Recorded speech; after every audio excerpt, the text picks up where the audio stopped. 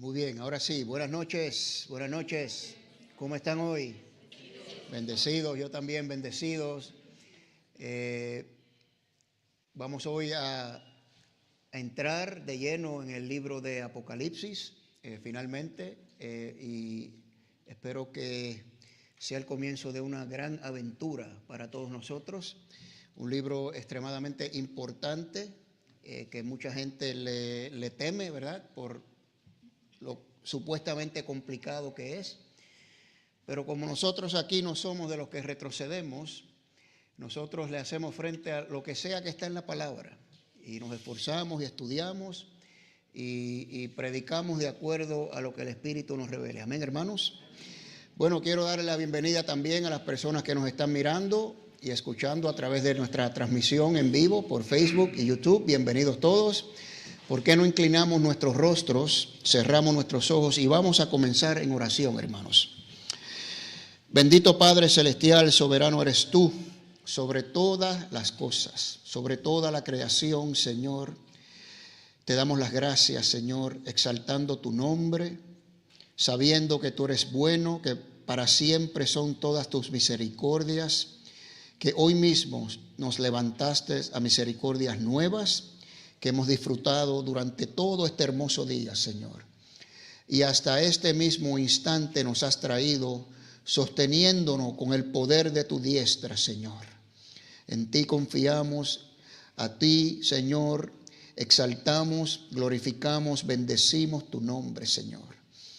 Asimismo pedimos perdón por nuestros pecados, Señor, porque sabemos que aún mientras estemos en este cuerpo de muerte, Señor, luchamos contra nuestra carne. Ayúdanos, Señor, a vivir más en el Espíritu y menos en la carnalidad, Señor, porque queremos honrarte, queremos ser siervos buenos y fieles, Señor.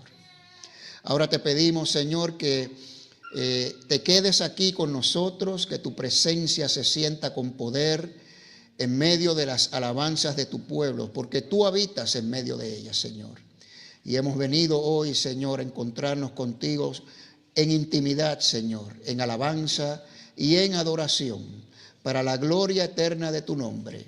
Y en el nombre de Cristo Jesús hemos orado y todos decimos amén. Amén, hermanos. Vamos a ponernos de pie y vamos a alabar a nuestro Dios.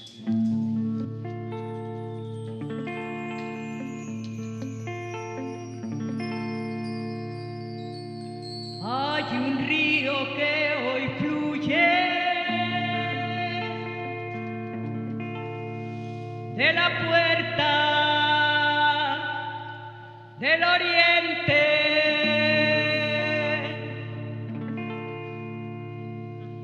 y todo aquel que en él se mueva vivirá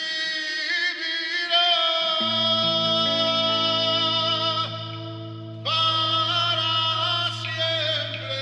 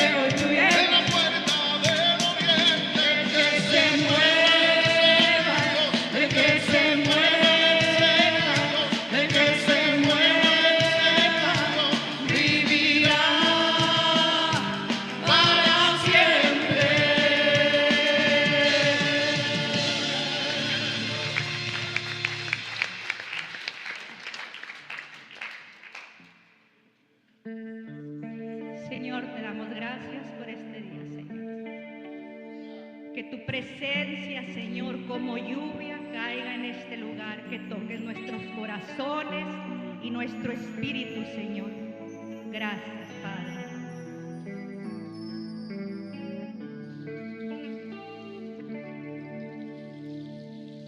Que como lluvia tu presencia caiga en mí, que con cada respiro yo te pueda sentir, que como lluvia tu presencia caiga en mí, donde vaya, Señor, que como lluvia tu amor caiga en mí.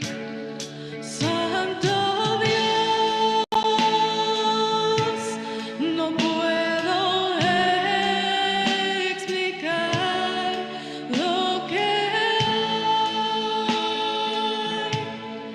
dentro de mí. Mi corazón en ti ha descansado, en tu presencia,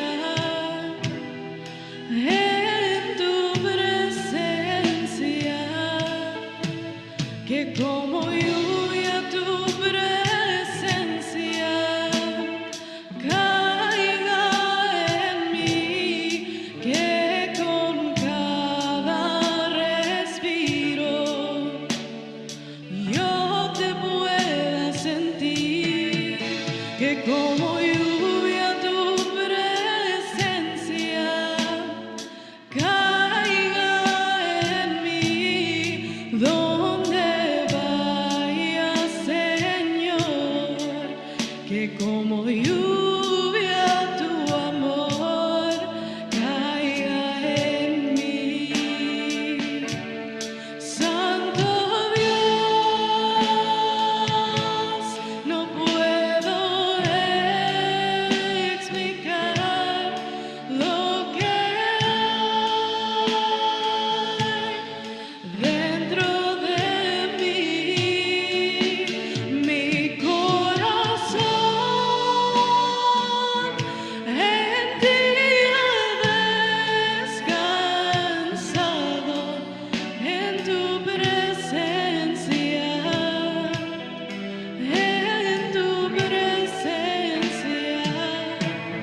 Santo Dios, no puedo explicar lo que hay dentro de mí. Mi corazón en ti ha descansado, en tu presencia,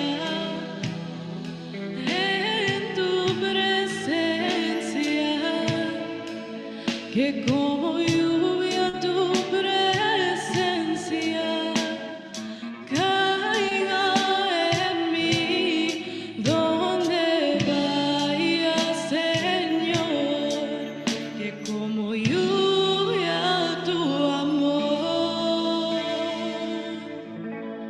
caiga en mí.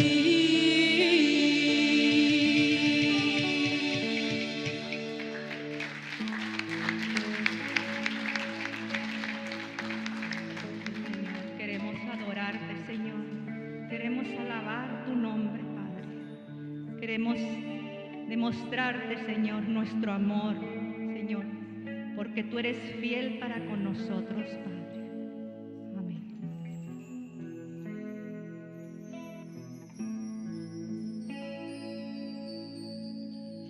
En los atrios estoy, Señor Jesús.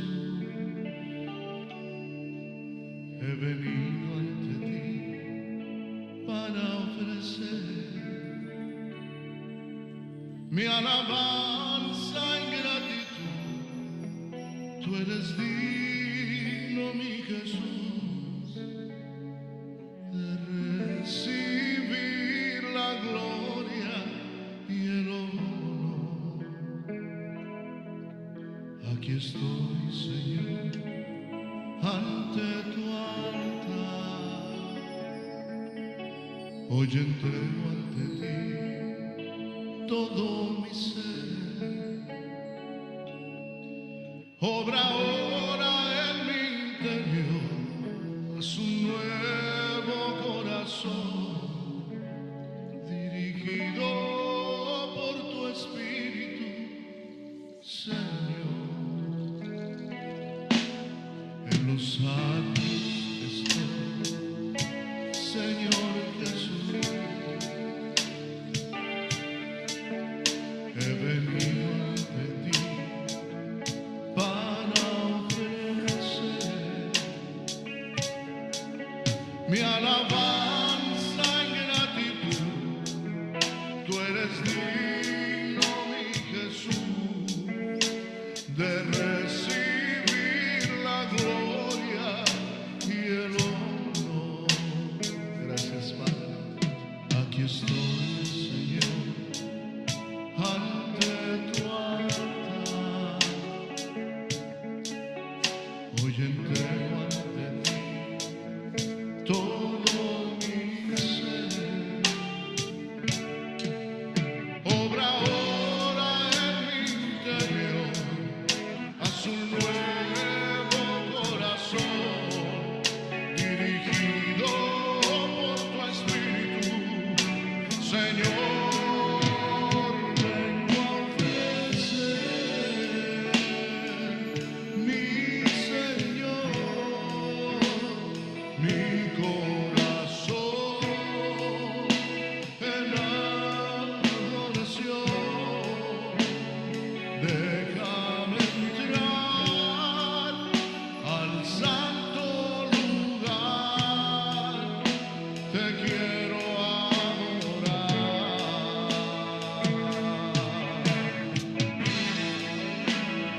Pongo mi ser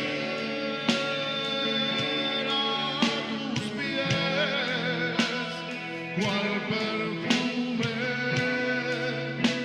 de grato olor. Quiero llenar el santo lugar con mi adoración.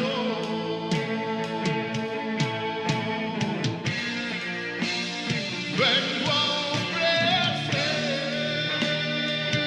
mi Señor, mi corazón en adoración. Déjame entrar al santo lugar,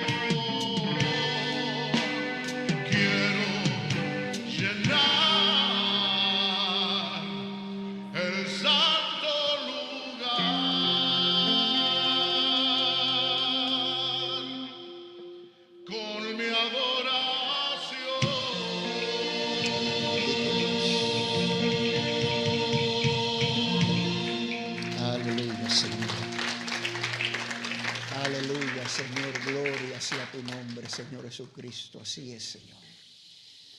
Queremos llenar este lugar, este hermoso santuario, Señor, en el cual tú nos has puesto, donde tú habitas, Señor, con nuestra alabanza, con nuestra adoración, Señor. Te entregamos nuestros corazones, Señor. Ayúdanos, Señor. Capacítanos, Señor. Úngenos con el poder de tu Espíritu Santo más y más en nuestras vidas para poder servirte, Señor, ser dignos de ser llamados tus hijos, Señor. Porque tú te mereces toda la gloria, toda la honra, todo el servicio, Señor. Todo te lo mereces tú, Señor. Gracias, Señor Jesucristo. Ponemos nuestro ser a tus pies, ponemos nuestros corazones a tus pies, ponemos nuestras enteras vidas a tus pies, Señor. Henos aquí, envíanos a nosotros, Señor. Clamamos, Señor, estamos listos para la obra, para hacer la obra a la cual tú nos llamaste. Gracias, mi Señor, en el nombre de Jesús. Y todos decimos, mis hermanos, amén, gloria a Dios. Muy bien, puede tomar asiento. Muchas gracias, los hermanos de la alabanza. ¿Por qué no saluda usted a su hermano, a su hermana que está ahí a su lado? Dígale, Dios te bendiga, en lo que nos preparamos aquí para la presentación de hoy.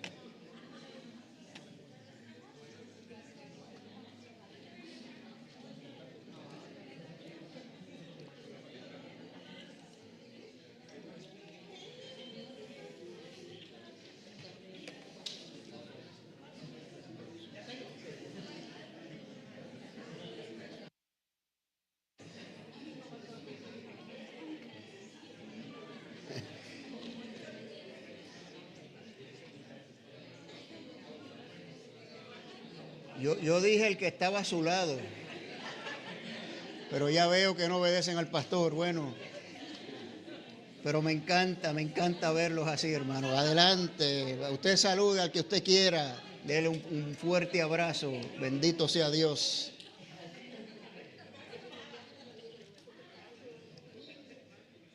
Muy bien, mis queridos hermanos, antes de comenzar, quiero anunciar, por si no lo saben todavía, que, mañana vamos a tener la célula en Escondido, Grupo Árbol de Vida, con nuestro hermano Marcos, y creo que volvemos al lugar original, ¿verdad? Va a ser donde vive nuestra hermana Marisela.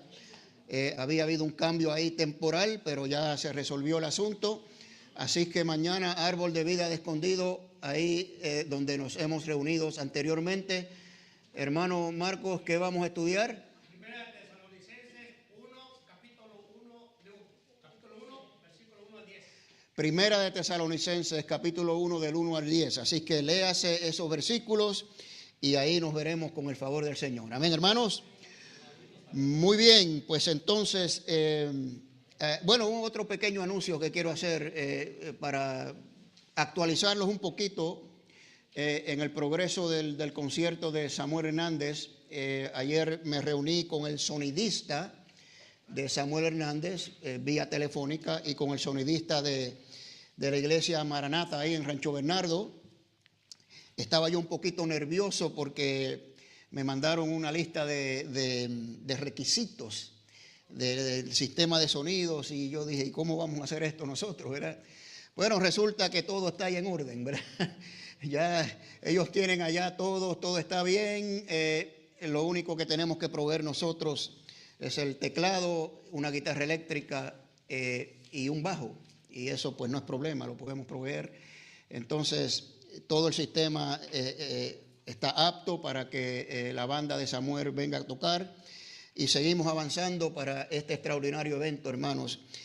Me dice uno de los americanos que estaba ahí, me dijo, ¿cuántas personas tú esperas?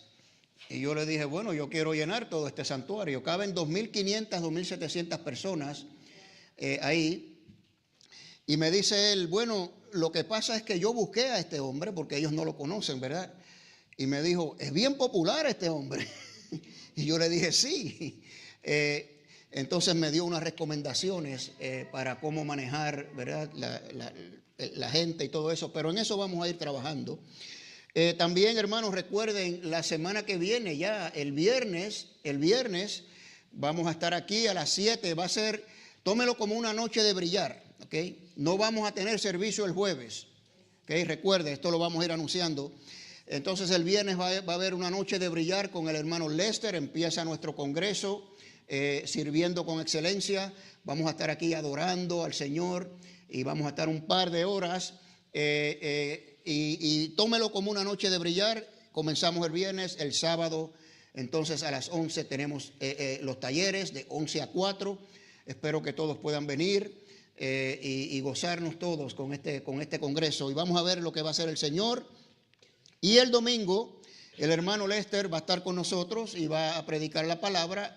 Y recibí también una sorpresa.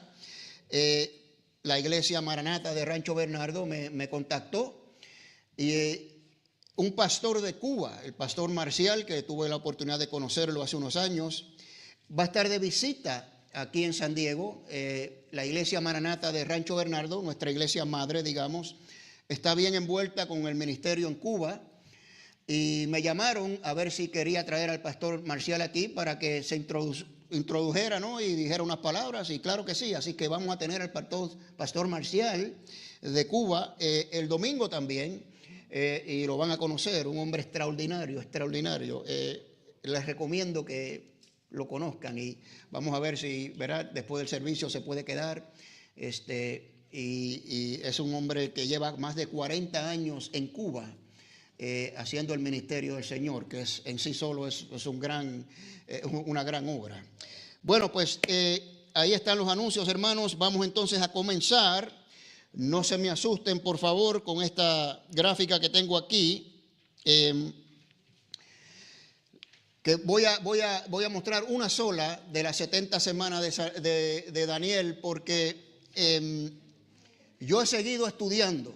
Yo no sé si usted ha seguido estudiando. Yo sí, yo no voy a dejar esto. Yo voy a seguir leyendo y estudiando para entenderla mejor, ¿no? Dimos varias posturas y todas esas cosas. Y establecimos que habían 3 retos, ¿no? 3 retos que esta profecía tenía. Y el primer reto lo tenemos ahí. Dice Daniel 9:24, 70 semanas están determinadas sobre tu pueblo y sobre tu santa ciudad y esos 6 propósitos.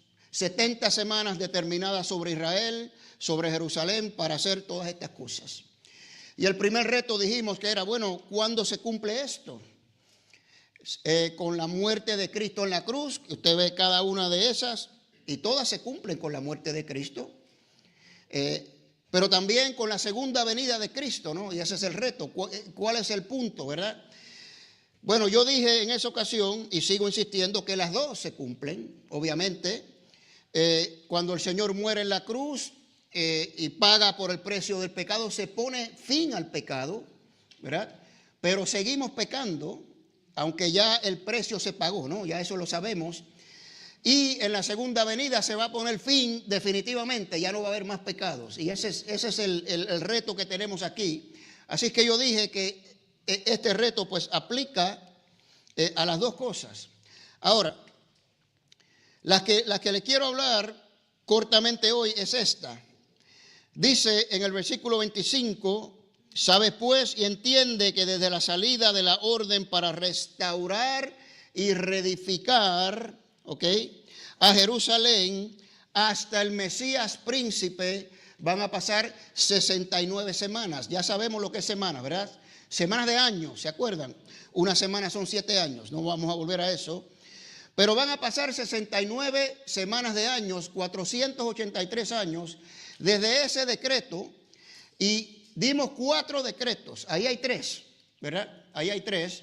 Y el que está sombreado ahí es uno de los que más se cree que fue el decreto de Artajerjes en Esdras 7. Y yo he seguido estudiando esta cosa, hermanos, Y les voy a dar aquí mi opinión porque pues el hermano Roberto, para complacerlo, ¿dónde está Roberto? Me dice, pues díganme cuál es su opinión en esto. Pues en este reto he llegado a una conclusión. Y es que el decreto es este que está aquí. ¿Okay? Y les voy a explicar por qué. Si vamos al libro de Esdras, está un poquito antes bastante antes del libro de Daniel. Esdras capítulo 7, dice ahí, versículos 11 al 26. Bueno, si usted lee el capítulo 7 de Esdras, Esdras le pide al rey Artajerjes que él quiere regresar a Jerusalén, o quiere ir a Jerusalén.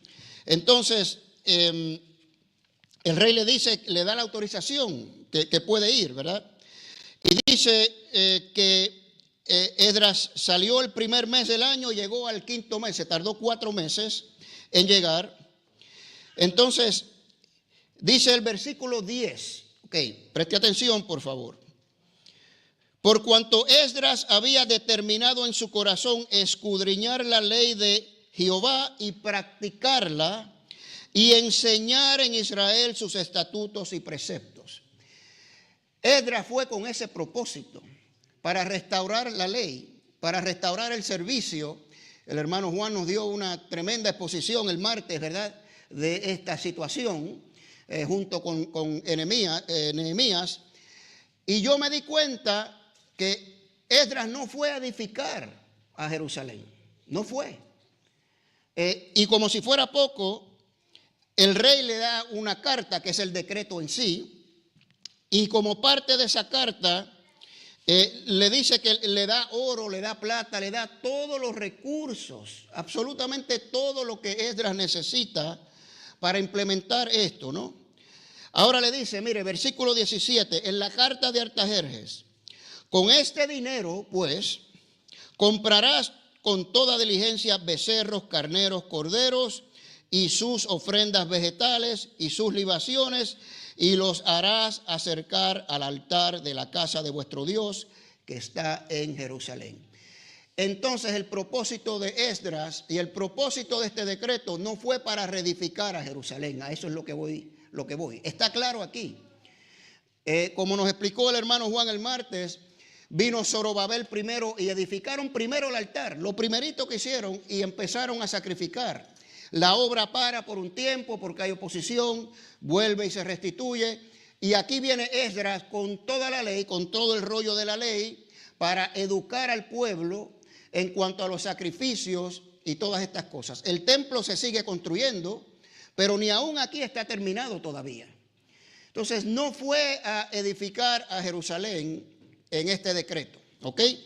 Bueno, entonces, después vamos a Nehemías, entonces, capítulo 1. Si usted tiene su Biblia, sígame ahí, por favor. Y este es el decreto de Artajerjes en el año 444, ¿no? Sabemos que Nehemías está triste porque le informan que la situación está grave ahí en Jerusalén. Tienen mucho hostigamiento, mucha oposición, ¿no? Y él se pone triste, hace una tremenda oración. Y el rey le dice, ¿por qué estás triste? Y Nehemías le dice en el versículo 5, capítulo 2, versículo 3, capítulo 2. Respondía el rey, viva el rey para siempre, ¿cómo no ha de estar triste mi rostro cuando la ciudad, casa de los sepulcros de mis padres, está en ruinas y sus puertas consumidas por el fuego? Y el rey le dice, bueno, ¿qué es lo que me pides entonces? Y Nehemías dice, cuando el rey me dijo eso, oré a Dios, fíjese, y le dije al rey, versículo 5, si el rey le place, y si tu siervo ha hallado gracia delante de ti, te ruego que me envíes a Judá, a la ciudad de los sepulcros de mi padre, para que pueda reedificarla. Ahí está, hermanos, ahí está, claritito. El propósito de Nehemías fue reedificar, no fue el de Esdras. Ahora, lo que pasa es que aquí en Nehemías no tenemos la carta del decreto, pero hay una carta, y el mismo Nehemías le pide una carta al rey y le dice: dije además al rey, si al rey le parece bien, que se me den cartas para los gobernadores más allá del río, para que me franqueen el paso hasta que llegue a Judá. Y también una carta para Asaf, guarda del bosque del rey, a fin de que, mire lo que dice aquí, de que me dé madera para enmaderar las puertas de la ciudadela que está junto a la casa, y para el muro de la ciudad, y para la casa en que yo habitaré. O sea, ahí vemos que los planes de Nehemías es reedificar. Él le va a pedir materiales de construcción, digamos, a estas personas, y necesita un decreto, una carta del rey, ¿no? Bueno, pues por eso les quería traer esto, porque yo personalmente opino que este es el decreto, ¿verdad? Bueno, y entonces el tercer reto, como dice la profecía en Daniel, que está 69 semanas o 483 años después de este decreto, va a aparecer el Mesías.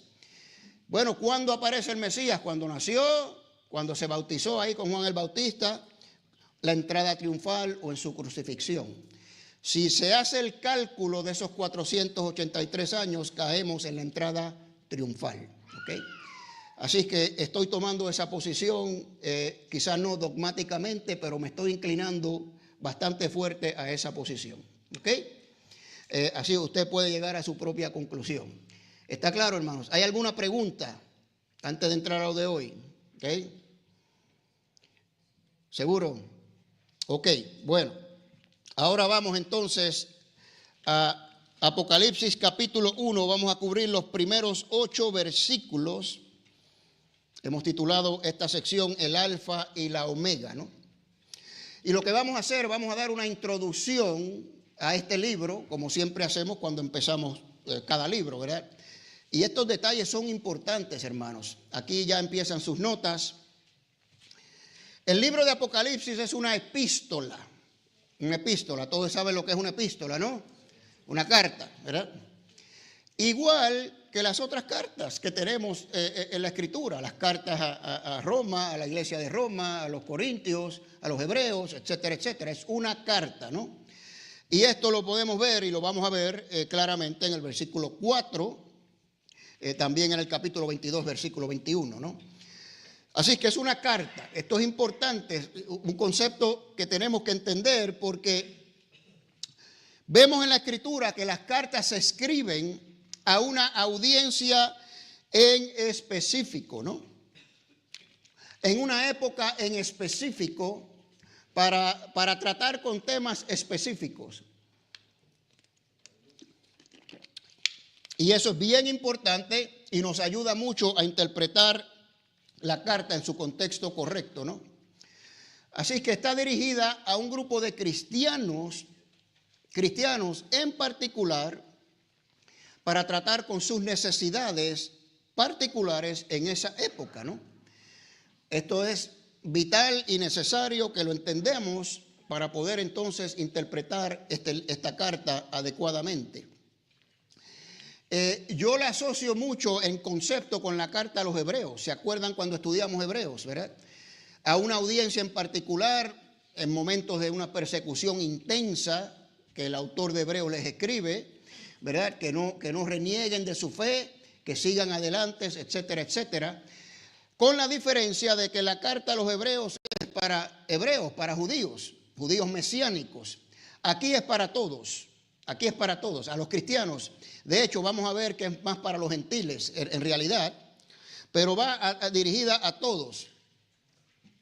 Bueno, y como es este género, una epístola, ¿verdad? Tenemos que descubrir entonces cómo la audiencia original, cuando se escribió esto y se copió y se distribuyó en las iglesias, especialmente las 7 iglesias, que la vamos a ver la próxima vez, ¿verdad? Pero está dirigida a 7 iglesias. Y ahí están ellos leyendo qué interpretarían ellos cuando estuvieron o leyeron esta epístola, ¿no? ¿Qué pensarían ellos? Eso tenemos que nosotros transportarnos allá. Esa es una manera muy eficiente y muy eficaz para interpretar bien la Escritura, ¿no? Así que como ellos lo hubieran entendido, ahí, ¿verdad? Como dicen sus notas. Ahora, la epístola misma afirma que es género profético, lo vamos a ver más tarde. Usted sabe lo que es género, ¿verdad? El género literario. ¿Sabe lo que es un género literario? No, ok. El género literario, la palabra género y después le añade literario, es el tipo de literatura. Por ejemplo, la Torá, los primeros 5 libros de la Escritura, es un género legal. ¿Por qué? Porque trata de la ley. Es el tipo de escritura. Los salmos, ¿qué tipo de género sería?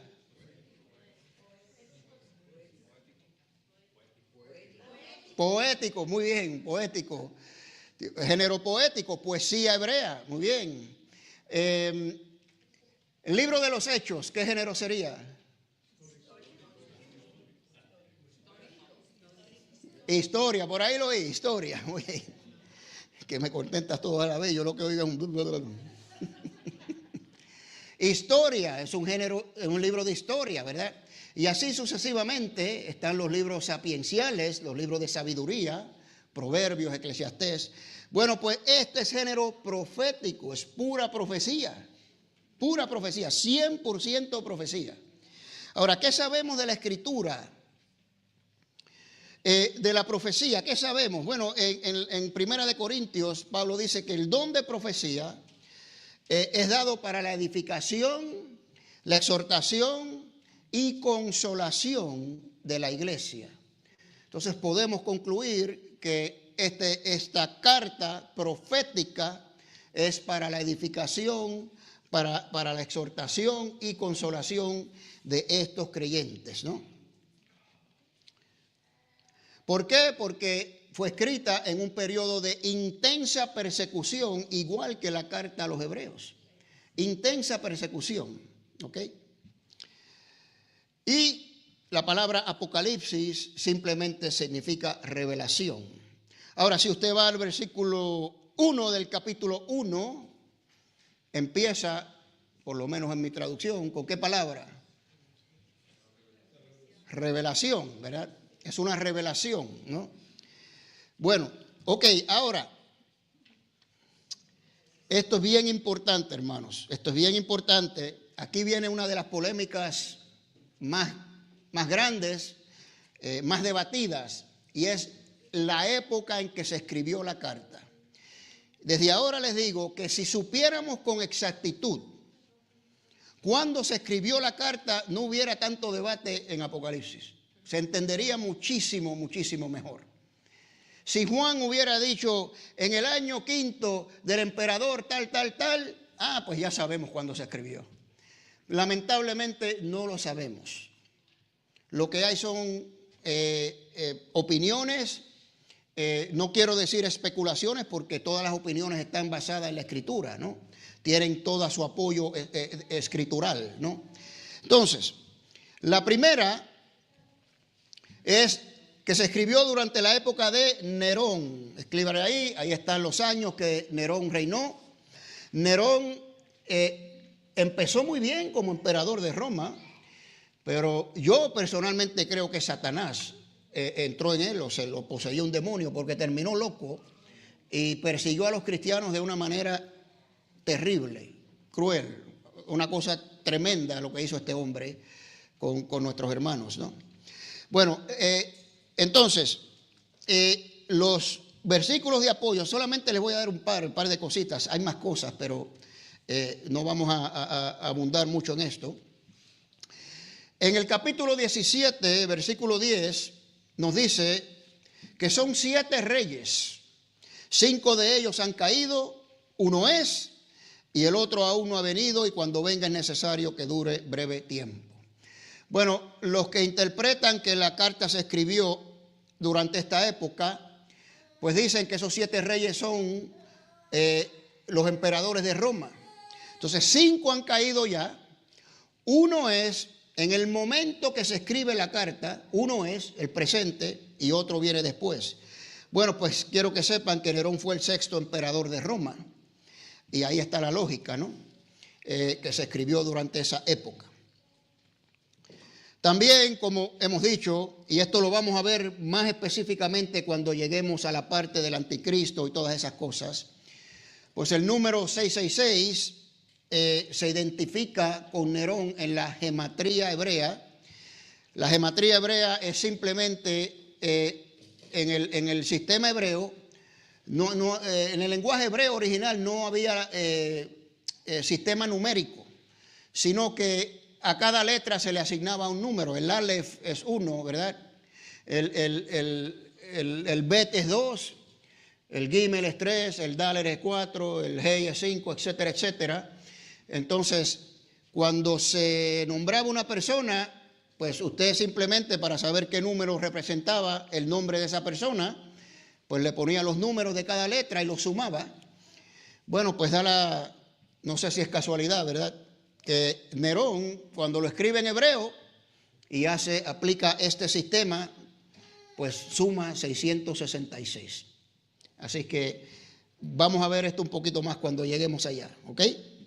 Bueno, la segunda posición es que se escribe durante la época de Domiciano, ahí para el final del primer siglo. Yo creo que esta es la posición que más todos nosotros hemos estado expuestos. Ahí está la época donde reinó este hombre, que fue terrible también, terrible. Persiguió a los cristianos tremendamente.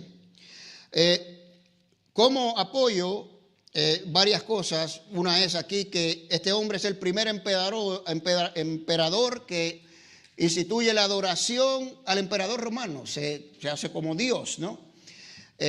Y en el capítulo 13 es el capítulo que habla de la bestia y de adorar a la bestia, etcétera, etcétera. Entonces, pues estas personas creen que hay una relación ahí con eso, ¿no? Ahora, uno de los más fuertes apoyos que tiene esta posición es que Domiciano persiguió a los cristianos en todo el imperio. Y parece ser que la carta está dirigida a los cristianos en todo el imperio. Entonces, Nerón solamente persiguió a los cristianos localmente en Roma, ¿ok? Así que ahí están las dos posiciones. Y vamos a ver si como dije, si supiéramos exactamente, vamos a ver cómo es más fácil interpretar Apocalipsis, ¿ok? Pero bueno, entonces nos dice que Juan escribe desde la isla de Patmos, a donde se había sido desterrado. Ahora, esta es como la creencia más popular, que él había sido desterrado ahí, ¿no? Pero sin embargo, aquí a ver dónde está. Versículo 9, que lo vamos a dar la próxima vez. Dice, yo Juan, vuestro hermano, y partícipe con vosotros en la tribulación. Ahí ven la persecución, ¿no?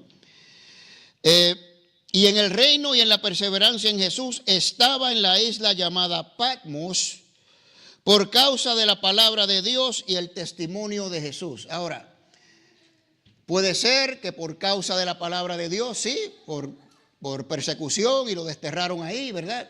O fue a evangelizar a la isla de Patmos. También puede ser eso, ¿verdad? Pero la mayoría creen que él fue desterrado ahí.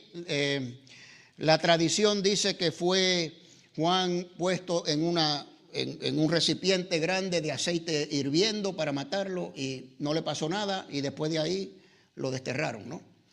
Esa es la tradición. Ok, muy bien.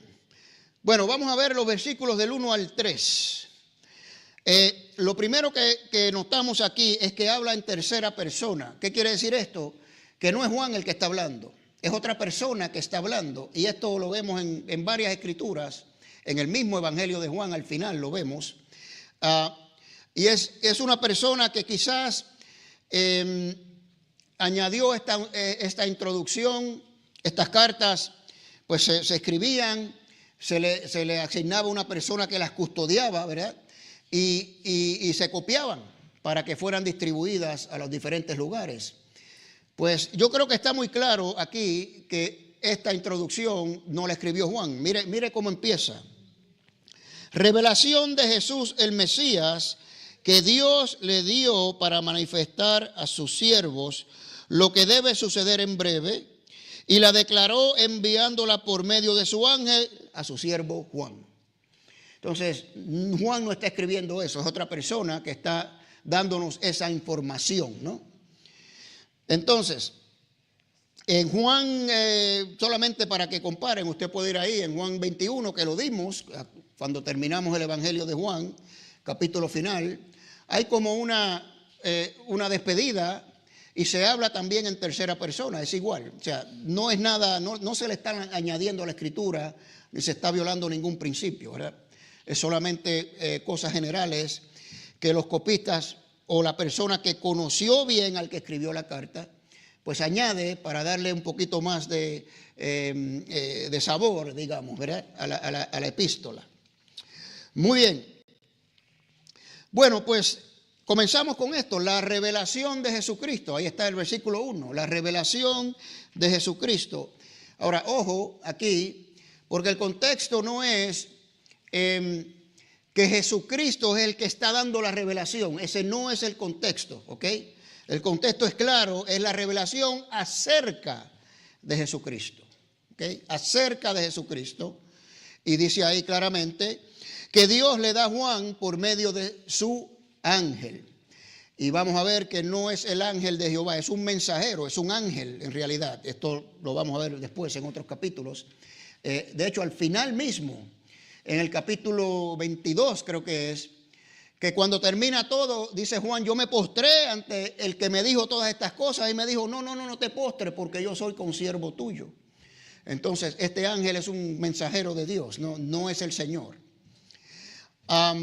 Ok. Versículo 2 nos habla del testimonio. Ahora, la ilación va de esta manera. Dios le dio esta revelación acerca de Jesucristo a su siervo Juan, el cual dio testimonio, lo dice ahí en el versículo 2, de la palabra de Dios y del testimonio de Jesús el Mesías. Bueno, pues esto es claro, yo creo que podemos explicar esto claramente, porque Juan dio testimonio de la palabra de Dios, dio testimonio de Jesús el Mesías. ¿Por medio de qué? ¿Por medio de qué Juan dio testimonio? ¿Qué escribió Juan, hermanos? El Evangelio de Juan. El Evangelio de Juan. Ese es el testimonio de Juan, ¿verdad? Y lo dice aquí, mire, si usted lee un poquito más, por eso tiene que tener su Biblia y seguirme ahí, hermanos. Tiene que tener su Biblia. No puede depender de lo que yo le voy a proyectar aquí. Mire, dice ahí, el cual dio testimonio de la palabra de Dios y del testimonio de Jesús el Mesías, de todo cuanto vio. Pues ¿dónde está eso? En el Evangelio de Juan. ¿Ok? Y ese es el testimonio que estamos hablando aquí. Escríbala ahí en sus notas. Se refiere al Evangelio de Juan. De todas las cosas que ha visto, ¿no? ¿Ok? ¿Estamos claros? Ok. Versículo 3. Bienaventurado el que lee y los que oyen las palabras de esta profecía. Bueno, aquí tenemos la primera de 7 bienaventuranzas que vamos a ver en el libro de Apocalipsis, ¿ok? Bienaventurado el que lee, el que oye, ¿ok? Estas palabras de esta profecía, ¿ok? Claro, entonces la bienaventuranza es para el lector, para los oyentes, incluyendo futuras generaciones, obviamente, ¿verdad? Porque si usted es de los futuristas, ¿verdad? A lo mejor los preteristas no se consideran bienaventurados porque ellos dicen que ya todo eso pasó, no sé, ¿verdad? Pero para los que nosotros que nos inclinamos un poco más al futurismo, somos bienaventurados porque eso es lo que estamos haciendo aquí. Estamos precisamente leyéndola, estudiándola, porque no solamente es leer y oír, sino estudiarla, escudriñarla, ¿verdad? Y atesorarla, interiorizarla en nuestros corazones Y dice aquí que somos bienaventurados porque estamos haciendo esto, hermanos. ¿Ok? Y obviamente aquí es que está la identificación del género profético. Los que oyen las palabras de esta profecía. Entonces la carta completa es una profecía. ¿Ok? Muy bien. Ok, aquí viene otra de las grandes polémicas, ¿verdad? Ya dije la época en que se escribió. Y aquí viene otra. Versículo 3 nos dice: bienaventurado el que lee y los que oyen las palabras de la profecía y guarden las cosas que en ella están escritas. Las guarden, las atesoren, ¿no? Porque el tiempo está cerca. El tiempo está cerca. Y de hecho, en el versículo 1 también nos dice, ¿verdad? Dice, revelación de Jesús el Mesías, que Dios le dio para manifestar a su siervo lo que debe suceder en breve o pronto, lo que debe suceder pronto. Ahora podemos ir y transportarnos a la audiencia original. Así que viaje hacia allá y usted está leyendo esto, está sufriendo intensa persecución y dice estas cosas que van a estar en esta carta, se supone que sucedan pronto. ¿Ok? Entonces, ese es uno de los debates que hay, ¿verdad? ¿Cuándo entonces se escribió la carta y cuándo van a suceder estas cosas? Bueno, aquí es que entonces vamos a aplicar las diferentes interpretaciones, por eso dimos la introducción de las diferentes escuelas de pensamiento, los preteristas, los historicistas, los futuristas y los idealistas, ¿ok? Y aquí vamos a ver posiciones para que usted entienda lo que piensa cada uno de esto, ¿no? Claro, ya sabemos que el preterista, para ellos todo esto pasó. Entonces, ellos dicen que se escribió poco antes del año 70, donde surgió la destrucción total de Jerusalén. Eso es historia, ¿verdad? Lo sabemos. Y predice entonces Apocalipsis la caída de Jerusalén. Por eso dice, estas cosas van a suceder pronto. Y ellos son los que se apegan más a que se escribió en la época de Nerón. Porque Nerón persiguió intensamente a los cristianos en Roma, ¿ok? Y poco tiempo después, 2 años después de Nerón, se destruye la ciudad, ¿ok? Esa es su posición, ¿no? Otros aplican a la caída total del Imperio Romano, que sucede siglos después, o a la caída del emperador Domiciano, ¿verdad? Que vino poco después de Nerón también. Ahora, el historicista, su posición es que, si usted se acuerda, el historicista dice que estos eventos de Apocalipsis se van desarrollando a través de la historia, pero son eventos específicos. Por ejemplo, la bestia para ellos es el sistema papal, ¿no? El papa, ¿verdad? Y todo ese sistema. Así que cuando surge eso, ahí surge la bestia que permanece hasta el día de hoy, según ellos, ¿verdad? Entonces, ellos dicen que este tiempo que está cerca o que va a ocurrir pronto se cumple o empieza inmediatamente después de la muerte de Juan y se extiende a través de toda la historia y todavía se está desarrollando, ¿ok?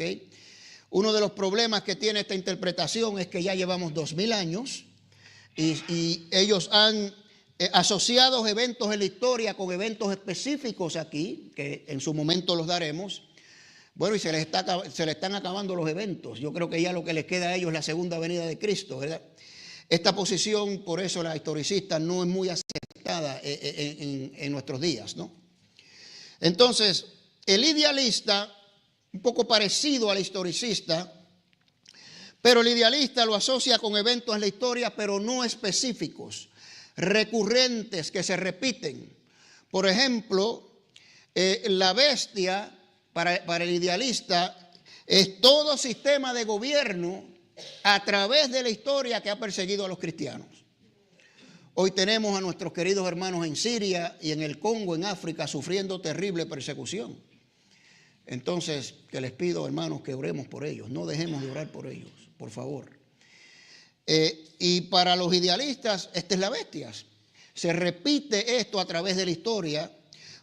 Entonces ellos dicen, mire, el tiempo está siempre cerca porque no es limitado, claro. Siempre va a ocurrir algo en contra de la iglesia. Y ellos interpretan esto de esta manera. Ahora, el idealista sí cree que va a haber un tiempo final, como el historicista y como nosotros, ¿verdad? Todo el mundo sabe que en algún momento el Señor Jesucristo va a venir, inclusive los preteristas, ¿ok? Bueno, el reto más grande lo tienen los futuristas. Bueno, aquí para los idealistas puede ser recurrente y continuar hasta el fin de la historia. Por eso dije, va a haber un fin también para el idealista. Es decir, no, esto se va a acabar. Aunque sea recurrente, va a haber un momento que el Señor va a venir y se acabó, ¿verdad? Pero el reto más grande lo tienen los futuristas. Ahora ellos ofrecen dos alternativas, ¿no? Vamos a ver.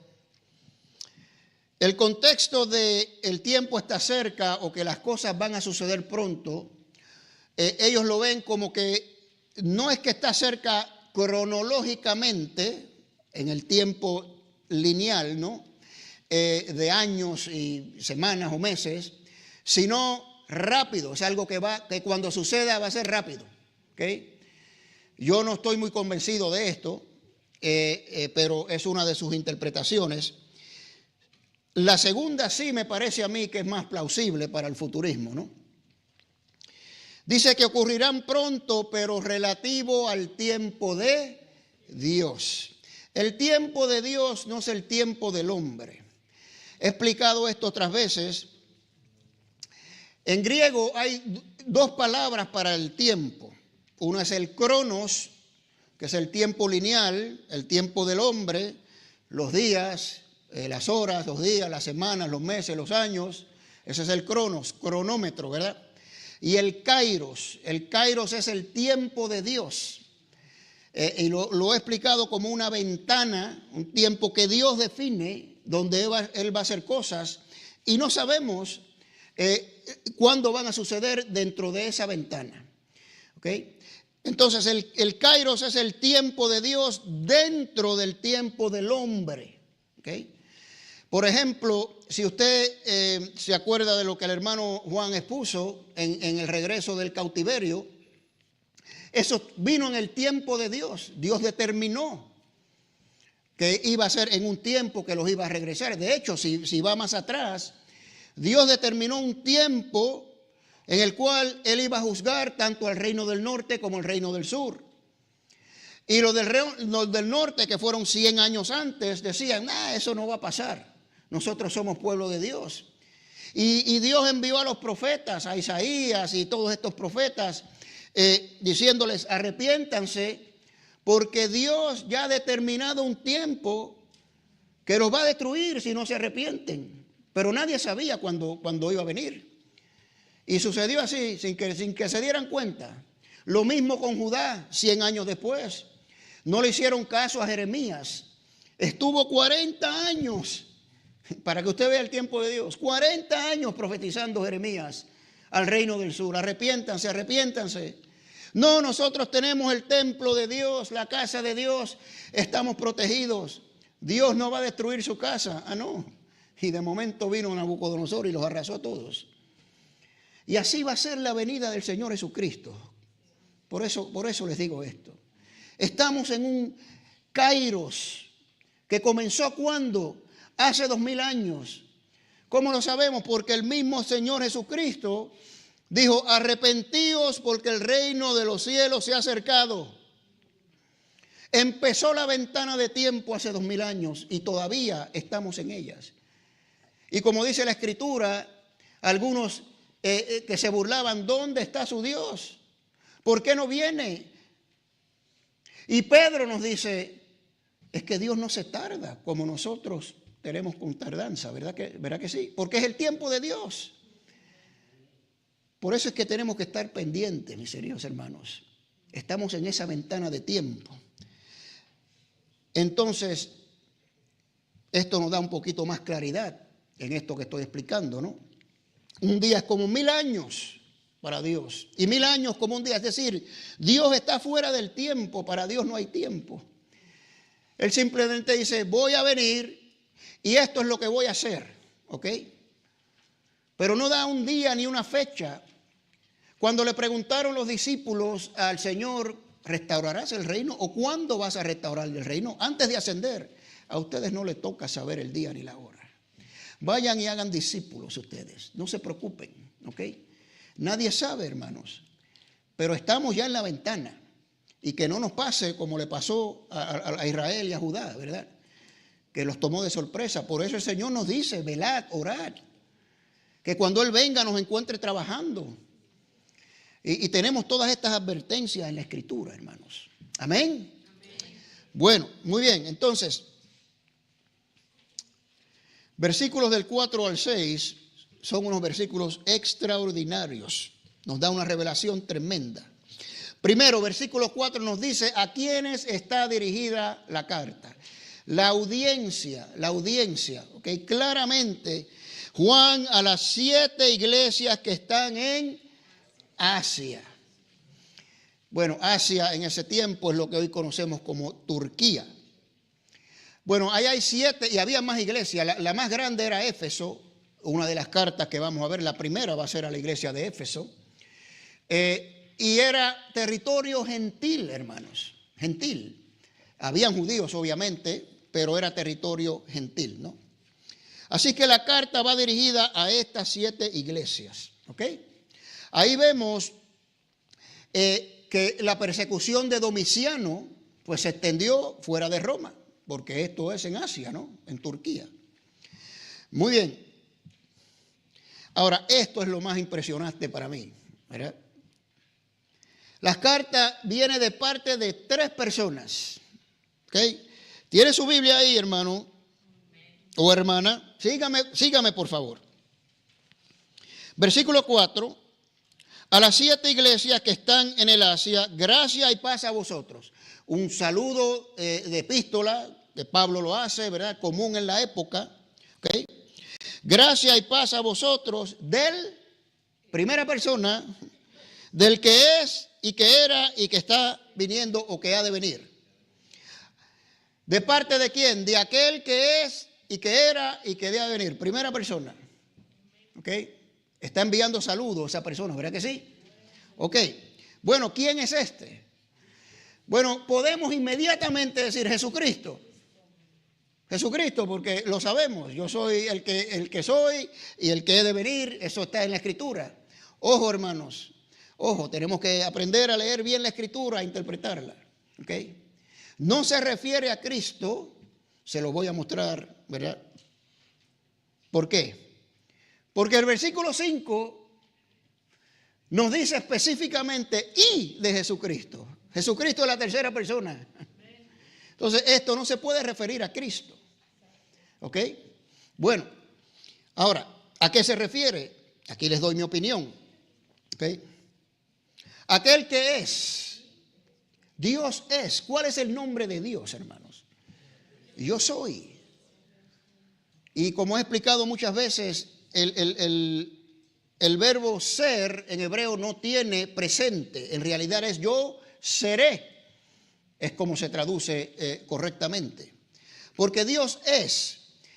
No hay nombre que pueda describir a Dios. Ya les he explicado varias veces que usted sabe que en la época, especialmente del Antiguo Testamento, los nombres reflejaran una característica de la persona, ¿no es así?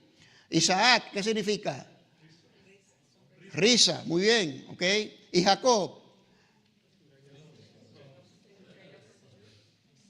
Lo que oigo es... ¿El qué? El suplantador, por ahí lo oí. ¿Quién lo dijo? El suplantador. El suplantador, Jacob. Ahora, ¿qué nombre le va a poner usted a Dios? ¿Hay algo que describa a Dios? Dios es espíritu infinito, inmutable, eterno. Dios es. Por eso aquí dice el que es, aquel que es, ¿ok?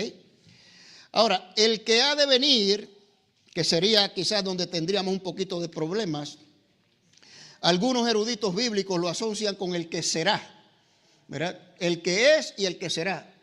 El que es y el que ha de venir es el que será. ¿Ok? Esa es una interpretación. Ahora, segunda persona. Lea conmigo, por favor. Y, la conjunción y, ¿ok? Se le añade otra persona, ¿no? Y de los 7 espíritus que están en su trono. Así que de aquel que es, que era y que ha de venir, y de los 7 espíritus que están en su trono. Están enviándole saludos a las iglesias estas personas, ¿no? Bueno, pues una referencia clara al Espíritu Santo. Y la Escritura nos menciona los 7 espíritus de Dios. O sea, no es que Dios tenga 7 espíritus, yo no lo creo así. Son simbólicos, ¿ok? Y esto lo podemos encontrar en Isaías 11:2. ¿Ok? Y ahí es cuando el Señor le dice a Isaías, de Isaí yo voy a levantar un vástago, una rama, y el Espíritu de Jehová estará en él. Y después dice esto: espíritu de sabiduría, espíritu de inteligencia, espíritu de consejo, espíritu de poder, espíritu de conocimiento y espíritu de temor. 6 espíritus más el Espíritu de Jehová son 7. ¿Okay? Ahí están los 7 espíritus. ¿Okay? ¿Está claro, hermanos? ¿Okay? Bueno, ¿y la tercera persona quién es? Pues mira, ahí está y. Todos están unidos, ¿verdad? El que es y de los 7 espíritus y del Señor Jesucristo. Por eso es que la primera persona no puede referirse al Señor Jesucristo. ¿Okay? Ahora, lo interesante aquí que yo encontré es que la descripción del Señor Jesucristo es más amplia que todas las otras. No menciona nada de la primera persona, simple el que es y el que vendrá, ya de venir, de los 7 espíritus. Pero mire lo que menciona acerca del Señor Jesucristo. Testigo fiel, primogénito de los muertos, es decir, primero en resucitar. Y yo le doy pasajes aquí, hermanos, y no se los cito porque no quiero citárselos. Primero, me toma mucho tiempo. Segundo, yo quiero que usted tome sus notas y se siente en su casa y busque estos pasajes para que estudie la palabra, ¿okay? Y se nutra de estas cosas, ¿no? Muy bien. Soberano de los reyes de la tierra, eso lo sabemos, ¿no? Nos ama. Todo esto está escrito ahí en el versículos 5 y 6, ¿no? Nos liberó de nuestros pecados con su sangre, claro. Y nos hizo de nosotros un reino de sacerdotes para Dios. Esto está en el versículo 6. Pueblo escogido, nación santa, somos linaje, real sacerdocio, dice la Escritura, ¿no? Pues obviamente, pues es Jesucristo, ¿no? Además de que lo dice literalmente, ¿verdad? Entonces dice, a Él sea la gloria y la soberanía por los siglos de los siglos, amén. ¿A quién? A Jesucristo. ¿Ok? Ahora, estas son las 3 personas de la Trinidad, obviamente. Yo no sé cómo una persona unitaria o un testigo de Jehová o cualquier persona que niegue la deidad de Jesús puede refutar estas cosas, porque está tan claro aquí, está tan claro. Y después al final del versículo 8 más claro todavía, ¿verdad? Pero bueno, el enemigo pues es astuto, ¿no? Ahora, los versículos 7 y 8, lo importante es recordar, como siempre les he dicho, hay que seguir la hilación. Olvídese de los versículos y los capítulos. Siga leyendo. Termina el 6. A Él sea la gloria y la soberanía por los siglos. Amén. He aquí viene con las nubes. ¿De quién está hablando? De Jesucristo. De Cristo. Hasta el final del versículo 8. Es más, sigue después, ¿verdad? Pero eso lo veremos la próxima vez. Así es que los versículos 7 y 8 se refieren a Cristo, ¿ok? He aquí viene con las nubes. Bueno, pues para la mayoría de nosotros esto significa su segunda venida, ¿verdad que sí? Usted lo interpretaría de esa manera, muy bien. Ahora, el idealista interpreta esto como que el Señor está, recuerde, recurrente, el idealista, ¿verdad? Recurrente en la historia. Está continuamente viniendo en las nubes a juzgar en la historia. Y estos eventos que suceden en la historia, guerras o calamidades, ¿verdad? Muchos creen que es Dios juzgando en la historia. Entonces vienen las nubes, ¿verdad? A juzgar, no es que venga físicamente, ¿no?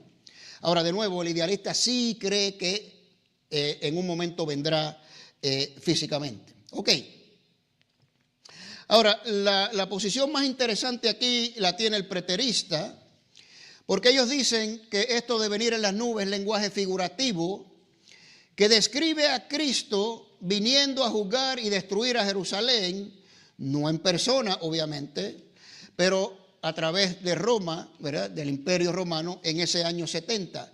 Y esto no está muy lejos de la realidad, les voy a explicar, porque tenemos ejemplos en la Escritura donde el Señor dice, yo voy a venir y voy a destruir.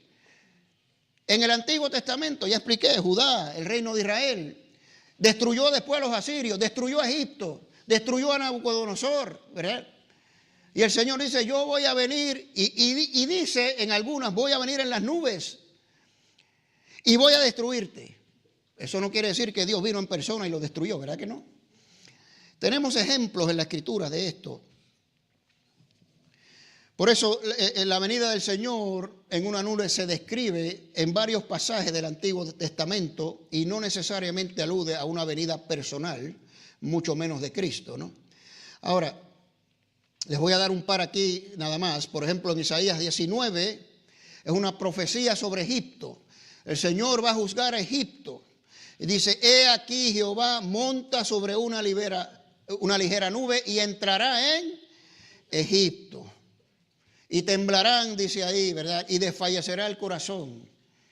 Bueno, Egipto, el Señor juzgó a la nación de Egipto, pero no vino personalmente, ¿verdad? Y se apareció y los destruyó, ¿no? El Salmo 104:3, en lenguaje poético, ¿no? Nos dice, Él pone las nubes por su carroza, ¿verdad? Como hablando simbólicamente, ¿no? Entonces, pues, ellos creen que es esto, ¿no? Esta que vino a juzgar a Jerusalén. Ahora, después dice, todo ojo le verá y lo que le traspasaron, ¿ok? Y obviamente esto apunta a que lo verán cuando vengan las nubes, ¿verdad? Lo que los crucificaron, los judíos. Esto yo creo que es claro. La pregunta es si esto sucedió, como dicen los preteristas, o va a suceder después, ¿verdad? Y eso es lo que quiero explicarle aquí en los próximos minutos, ¿no? Ahora, para que usted entienda, el preterista toma este pequeño pasaje aquí, todo ojo lo verá y lo que les traspasaron, aludiendo a Mateo 16, 24 al 28 y Mateo 24, 33 a 34. De hecho, voy a leerle solamente el Mateo 24, pero ahí usted le doy de tarea que me lea el otro versículo, ¿no? Mateo 24 nos dice ahí 33 y 34. Dice ahí, así también vosotros, cuando veáis todas estas cosas, el Señor da unas tremendas señales de estos últimos días, conoced que está cerca a las puertas, de cierto os digo, de ningún modo pasará este linaje o esta generación, ¿verdad? Hasta que sucedan todas estas cosas. Entonces, el preterista dice, mira, esa generación se refiere a la misma generación que crucificó al Señor. ¿Por qué? Porque ellos están apuntando a lo que sucedió 40 años después, la destrucción de Jerusalén. Y muchos que estuvieron en la generación del Señor, que lo vieron, todavía estaban vivos, ¿verdad? Entonces ellos dicen que esto se refiere a este evento, ¿no? Ok, ¿alguna pregunta en cuanto a esta interpretación, hermanos? Ok, bueno. Ok. Ahora, ellos aluden a este pasaje en Zacarías. Mire qué interesante. Zacarías 12:10. Dice, y derramaré sobre la casa de David y sobre los moradores de Jerusalén espíritu de gracia y de oración, y mirarán a mí, ¿a quién? Traspasaron, que es lo que dice este pasaje, ¿no? Ahora, mire lo que viene después, y llorarán como se llora por hijo. Si seguimos leyendo, en el versículo 7 de Apocalipsis 1, dice, aquellos que lo traspasaron y harán lamentación por él todas las tribus de la tierra. Y aquí dice, y llorarán como se llora por hijo, afligiéndose, ¿verdad? Entonces ellos dicen, ve, ahí está. Ahí está. Eso es lo que se refiere este pasaje de Apocalipsis, a esa profecía que se refiere a la destrucción de Jerusalén. Ahora, interesante, encontré en Juan 19:37, de nuevo se lo doy para que lo estudie, cuando el centurión romano le pone la lanza en el costado, traspasa el cuerpo del Señor. Juan dice que hay una escritura que dice, mirarán al que traspasaron. Así que Juan lo está conectando, esta profecía, con ese evento, ¿verdad? Con ese evento. Entonces, los preteristas tienen un reto grandísimo aquí, ¿verdad? Porque si Juan lo asocia, el mirarán al que traspasaron con ese evento, ¿ok? Pues entonces no puede ser lo que sucedió 40 años después. Juan escribió esta epístola, pues, mucho tiempo después, ¿verdad? No sabemos exactamente, pero mucho tiempo después. Entonces, tienen un reto aquí los preteristas, ¿verdad? Porque Juan lo apunta a ese evento donde fue traspasado el Señor y dice que la gente lo miraba, ¿verdad? Y vino y le traspasó el costado. Entonces, no se refiere a la destrucción de Jerusalén, según creen ellos, en mi opinión. Ahora tienen un reto más grande, porque en Zacarías 12, 8 y 9 nos da el contexto de esta profecía. Y yo no sé, parece que ellos no leyeron, o yo estoy seguro que leyeron, pero no lo vieron, ¿verdad? Y nos dice aquí, en Zacarías 12, 8 y 9, en aquel día, es un día, ¿ok? Primeramente, un día, Jehová, mire, defenderá al morador de Jerusalén. El que entre ellos fuere débil en aquel tiempo será como David, y la casa de David como Dios, como el ángel de Jehová delante de ellos. Y mire cómo termina. Y en aquel día, un día, yo, Dios, Jehová, procuraré destruir, no a Jerusalén, ¿verdad que no? A todas las naciones que vinieron contra Jerusalén. Y después dice, y derramaré, versículo 10, sobre la casa de David y sobre los moradores de Jerusalén, espíritu de gracia, y etcétera, etcétera. Entonces no puede ser en la destrucción de Jerusalén, porque esta profecía aplica a la restauración de Israel, ¿verdad? Entonces la podemos ver que esto es más en el futuro, que es mi opinión personal aquí, ¿no? ¿Se entiende esto, hermanos? ¿Está claro? Acuérdense que me prometieron, si no entendía me iban a preguntar. ¿Todo el mundo claro? Ok. Muy bien. Bueno, y la próxima es todo ojo le verá y lo que les traspasaron, ¿no? Ok.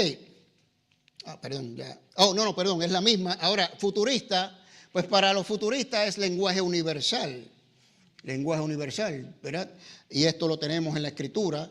Todo el mundo lo va a ver. Mis queridos hermanos, yo dudo. Mi lógica humana, y voy aplicando lógica humana sin ir ni a la Escritura, que el Dios Todopoderoso, soberano de toda la creación, cuando venga en su prometida venida, Jesucristo, que va a ser un evento que solo unos cuantos lo van a ver, ¿verdad? Ahí está poniendo sus pies en el monte de los olivos y se parte el monte en dos y hasta los de Israel tomando el video con teléfono y lo ponen en las redes sociales. Y ahí es que nosotros nos enteramos. ¿Usted cree que va a ser así? Imposible. La venida va a ser extraordinaria, gloriosa. Todo ojo lo verá, hermanos. Eso es lo que me dice mi lógica, ¿verdad? Bueno. Isaías 45, 23, aquí le doy de la Nueva Biblia de las Américas, que me gustó mucho esta traducción para explicar el contexto. Mire lo que dice el Señor. Por mí mismo he jurado, juró por él mismo. Esto lo vimos en Hebreo, ¿se acuerdan? Y cuando Dios jura por él mismo es sí y sí, ¿ok? Ha salido de mi boca en justicia una palabra que no será revocada. Ese es el contexto. Mi palabra no regresa vacía. Lo que yo decreto se hace, ¿ok? Que ante mí se doblará toda rodilla y toda lengua jurará lealtad. O toda lengua confesará, si lo quiere poner mejor, ¿verdad? Entonces, eso va a ser sí y sí. Y si vamos a Isaías aquí, si usted lee esos pasajes, que se los recomiendo, puede empezar del versículo 20. Dios está exhortando no solamente a Israel, a todos los que adoran ídolos, dice, vuélvanse a mí todos los que creen en ídolos que no pueden salvar, tienen ojos y no ven, oídos y no oyen, bocas y no hablan, pies y no caminan, son ídolos muertos. Vuélvanse ustedes a mí porque yo soy Dios y fuera de mí no hay Dios. La lógica es clara.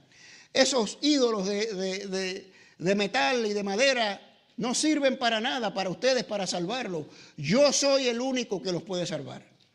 Así que vuélvanse a mí, ¿ok? Entonces, ahí en el versículo 23 sigue, por mí mismo yo he jurado, ¿verdad? Y yo he jurado que toda rodilla se va a doblar. Y todo el mundo me va a confesar, porque yo soy el único Dios que existe. Así que arrepiéntanse. Esto es sí y sí, ¿verdad? Y eso es lo que yo veo aquí realmente, ¿no? Claro, y tenemos Filipenses 2, del 10 al 11. El pasaje extraordinario que empieza desde el versículo 2, donde nos dice que tengamos nosotros el mismo sentir que hubo en Cristo Jesús, que siendo igual a Dios, no se aferró a esa igualdad, sino que se despojó de su gloria y tomó forma de hombre y estando en condición de hombre se hizo siervo y fue fiel hasta la muerte y muerte de cruz. Por tanto, dice, Dios le dio un nombre sobre todo nombre para que en el nombre de Jesús se doble toda rodilla. Mire lo que dice aquí, de los que están en los cielos, los que están en la tierra y los de debajo de la tierra. Hasta los muertos, hermanos. Entonces, puedo decir aquí más claro, no canta el gallo, ¿verdad? Toda lengua confesará, todo ojo lo verá, toda rodilla se doblará. Y eso va a ser así, ¿no? Muy bien. Ahora terminamos aquí con el versículo 8. Dice, yo soy el alfa y el omega. Bueno, el alfa es alfabeto hebreo, la primera letra. Yo estoy bastante familiarizado de eso. Yo puedo leer un poquito griego, porque en la ingeniería, en mucha de la ingeniería y carreras que hay mucha matemática, las letras hebreas, las letras griegas se utilizan para representar variables y cosas y fórmulas, y uno se la tiene que aprender, ¿verdad? El alfa, ¿verdad? El alfa, pues me acuerdo que representaba cierta cosa. Y puedo ver una palabra en griego y puedo pronunciarla bastante, ¿verdad?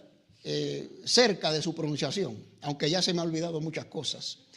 Pero bueno, el alfa es la primera letra del alfabeto griego, significa punto de partida. Bueno, ¿dónde vemos esto, hermanos? Pues mira, ahí está. En el principio, en el punto de partida, creó Dios los cielos y la tierra. ¿Okay? Yo soy, acuérdense que estamos hablando de Jesucristo todavía en el versículo 8, ¿ok? No se me desconecte de eso. Yo soy el alfa, el punto de partida, el principio, ¿verdad? ¿Y qué sucedió en el principio? Dios creó los cielos y la tierra. Ahora mire qué extraordinario nos dice Colosenses 1, ¿verdad? Él, Jesucristo, es la imagen del Dios invisible, ¿verdad? Él es la imagen visible del Dios invisible, primogénito de toda la creación. Ojo, no es que fue creado el primero, el contexto aquí nos lo hace ver claramente, lo vamos a ver. Porque en Él fueron creadas todas las cosas, las que hay en los cielos, las que hay en la tierra, visibles e invisibles. Ojo, visibles e invisibles, tronos, dominios, principados, potestades, ángeles, todo del reino celestial fue creado por Él también, ¿no? Mire, todo fue creado por medio de Él y para Él, y Él es antes de todo lo creado. Por eso el primogénito no significa que fue creado, ¿verdad? Y todas las cosas en Él subsisten.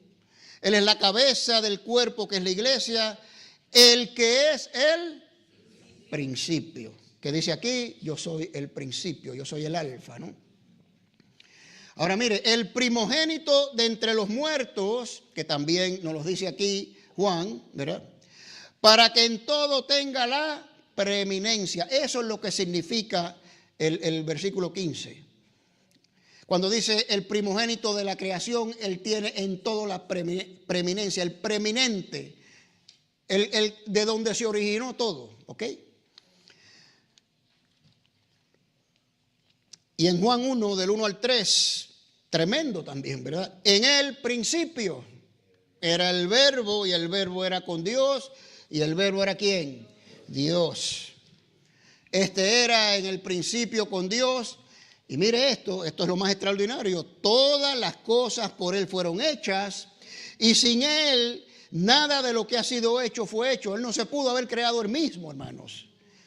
Si nada de lo que ha sido hecho fue hecho, ¿verdad? Y todo fue hecho por Él, pues Él nunca fue creado, ¿verdad? Entonces este es el punto de partida, ¿verdad? La creación, todo lo que existe, tanto en el mundo físico como en la dimensión espiritual. Todo fue creado por Él, por medio de Él y para Él. ¿Cuántos decimos amén, hermanos? ¿Okay? Muy bien. Y la omega, pues esta es la última letra, ¿verdad? Ahí le doy los simbolitos. La omega, la última letra, el punto final, el final de todo. Bueno, ¿y dónde vemos estos? Pues aquí mismo en el libro de Apocalipsis. ¿Okay? En el capítulo 21. Nuevos cielos, nueva tierra. Mire, porque el primer cielo y la primera tierra pasaron. Fin. Termina todo, hermanos. Termina todo, ¿verdad? Y hay una ciudad extraordinaria que la describe aquí. Juan dice que la ve descender del cielo como una esposa ataviada para su marido, ¿no? He aquí, dice, el tabernáculo de Dios con los hombres, y Él morará con ellos, y ellos serán su pueblo, y Dios mismo estará con ellos como su Dios. Enjugará Dios toda lágrima de los ojos de ellos, y ya no habrá muerte, ya no habrá más llanto, ni clamor, ni dolor, porque las primeras cosas pasaron. Yo soy el primero y el postrero. Se ve claramente esto. Entonces, el primero y el postrero, el principio y el fin, son títulos que se le adjudican a Dios en el Antiguo Testamento. Me parece que está en Isaías 45. Permítame un momentito, por favor. Isaías 45.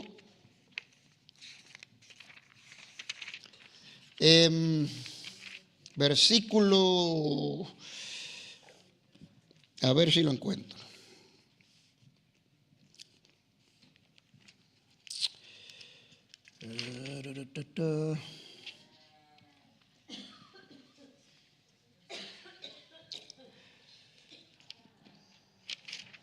Versículo, no es el 6, es el...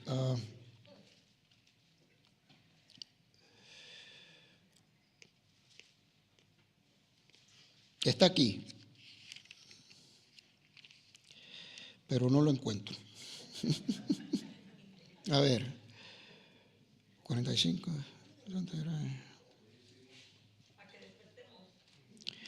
Bueno, alguien búsquemelo por ahí. 40, que dice: yo soy el primero y el postrero, el principio y el fin.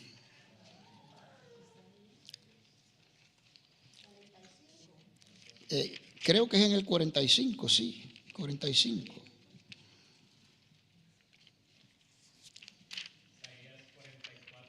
Oh, 44, perdón. ¿Cuál? De 6 al 8. Ah, sí, aquí está. Isaías 44, muy bien, gracias Nico. Así dice Yahvé, Rey de Israel, su Redentor. Jehová Sebaot, yo soy el primero y yo soy el último, fuera de mí no hay Dios. Entonces, este versículo 8, yo soy el alfa y el omega, yo soy el principio y el fin, yo soy el primero y el último, está hablando de Jesucristo, hermanos. Conclusión, Jesucristo es Dios. Los hermanos de la alabanza pueden subir. Pues hasta aquí, hermanos, vamos a ir poco a poco, ¿verdad? Con este maravilloso libro, para ir quizás entendiéndolo lo mejor posible. Y ya hemos visto esta introducción, hemos visto que la carta tiene unos destinatarios, una audiencia específica, y vemos que es enviada de parte de 3 personas, es decir, del Dios Trino, ¿no? Para estas personas identifica al Señor, y después vamos a seguir del versículo 9 en adelante en una próxima ocasión. ¿Por qué no inclinamos nuestros rostros? Cierre sus ojos, por favor. Vamos a orarle a nuestro Dios, a darle gracias por su poderosa y bendita palabra. Bendito Dios, así como hemos leído, Señor, bienaventurados son los que leen, los que oyen y los que guardan tu palabra en sus corazones. Ayúdanos, Señor, a atesorar estas cosas, a entenderlas, Señor, porque solamente por medio del poder de tu Espíritu Santo las podemos entender. Solamente, Señor, eres tú el que nos revelas todas las cosas, todas las verdades espirituales, Señor. Te pedimos, pues, que nos ayudes, Señor, en este caminar de este hermoso libro de tu palabra, preciosa, viva y eficaz, poderosa, Señor. Ayúdanos, abre nuestro entendimiento, Señor. Sin importar las interpretaciones que haya, Señor, solo nosotros queremos entender estas cosas claramente para poder aplicarlas a nuestras vidas, estar listos y seguir trabajando en tu obra, Señor. Seguir trabajando aquello a lo cual tú nos llamaste, Señor. Gracias, gracias, Señor Jesucristo. Una vez más, te damos la honra, te damos la gloria. Y en tu nombre hemos orado estas cosas y todos decimos amén. Queridos hermanos, vamos a ponernos de pie y le cantamos una vez más al Señor.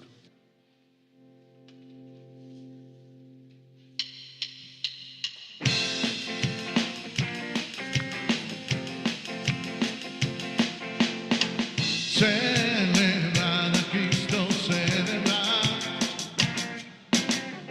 Celebrar a Cristo, celebrar. Celebrar a Cristo, celebrar. Celebrar a Cristo, celebrar.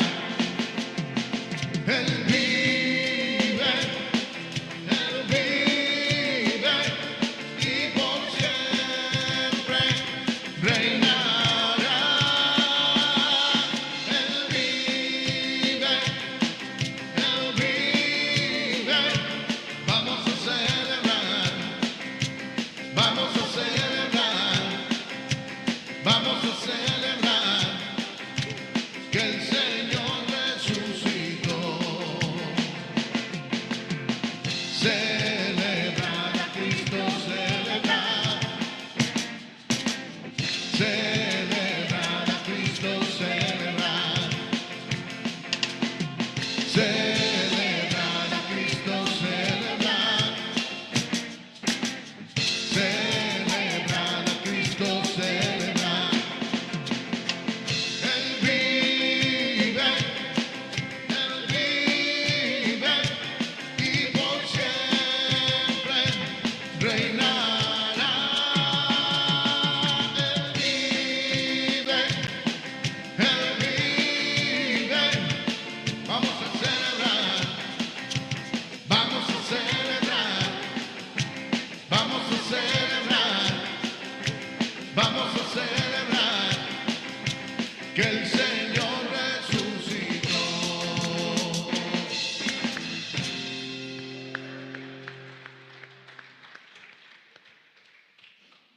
Bueno, desde ya adelanto, esa canción la queremos para el domingo de resurrección, definitivamente, hermanos. Así que, porque va a ser domingo de celebración.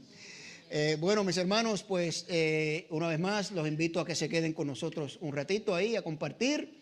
Y con el favor de Dios estaremos aquí el domingo continuando con el capítulo 3 de Primera de Corintios, hermanos.